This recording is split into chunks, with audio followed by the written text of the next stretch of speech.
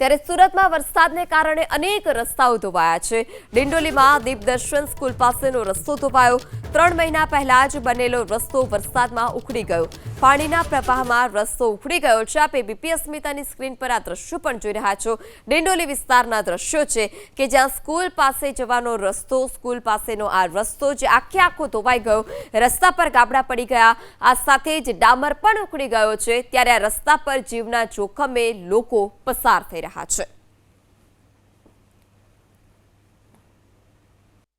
કરોડો રૂપિયાનું બજેટ ધરાવતી સુરત મહાનગરપાલિકા પાસે યોગ્ય આયોજનના અભાવને કારણે નાગરિકોએ હાલાકીનો સામનો કરવો પડી રહ્યો છે। તેનું જીવતું જાગતો દાખલો અહીં જોઈ શકાય છે। ડિંડોલી દીપદર્શન સ્કૂલની સામે આજે ખાડી આવેલી છે। આજે ખાડી કિનારે વરસાદને કારણે જે પાણી છે, વરસાદને કારણે માટી ધોવાઈ ગઈ છે અને જે પાણીના ધસમસતા પ્રવાહમાં માટી ધોવાઈ જતા હાલમાં રસ્તાની શું સ્થિતિ છે તે જોઈ શકાય છે। રસ્તો સંપૂર્ણ બેસી ગયો છે।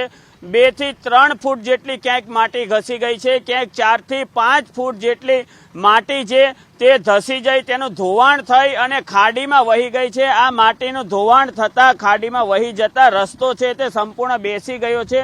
હું આ બાજુ દેખાડીશ કે આ જે ખાડીના કિનારે અને જે નીચાણવાળા વિસ્તાર છે ત્યાં યોગ્ય પુરાણ કરવામાં ન આવ્યું હોવાને કારણે જે રસ્તો છે તે કાગળની માફક બેસી ગયો છે।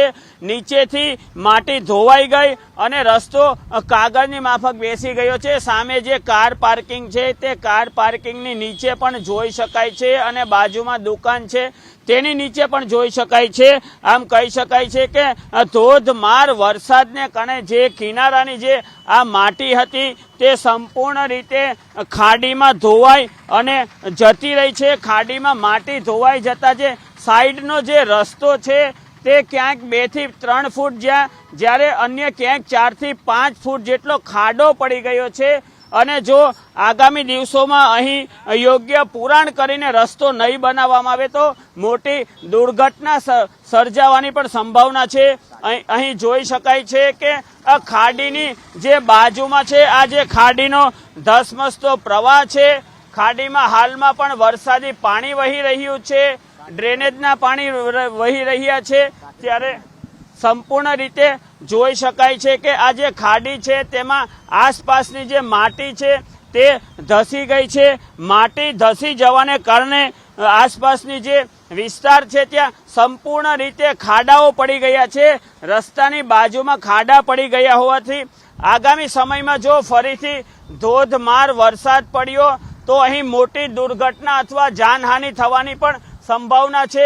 અહીં જોઈ શકાય છે કે સુરત મહાનગરપાલિકા દ્વારા માત્ર અહીં જે માટી છે તેનું પુરાણ કરવામાં આવ્યું છે, પરંતુ આ આગામી દિવસોમાં આ આખો વિસ્તારમાં જે આ ખાડા, માટી ધોવાણ અને જે ભૂવો પડ્યો છે તેનું પુરાણ કઈ રીતે કરવામાં આવે તે પણ જોવું રહ્યું। કારણ કે અહીં માત્ર આ એક બેરિકેટિંગ કરવામાં આવ્યું છે। બેરિકેટિંગ કરી પ્રશાસન દ્વારા માત્ર સંતોષ માનવામાં આવી રહ્યો છે, જેથી કહી શકાય કે શું સુરત મહાનગરપાલિકા અહીં કોઈ મોટો અકસ્માત થાય તેની રાહ જોઈને બેઠું છે કે શું। કેમેરા પર્સન રાકેશ પાનવાલા સાથે ચેતન બામણિયા, એબીપી અસ્મિતા, સુરત।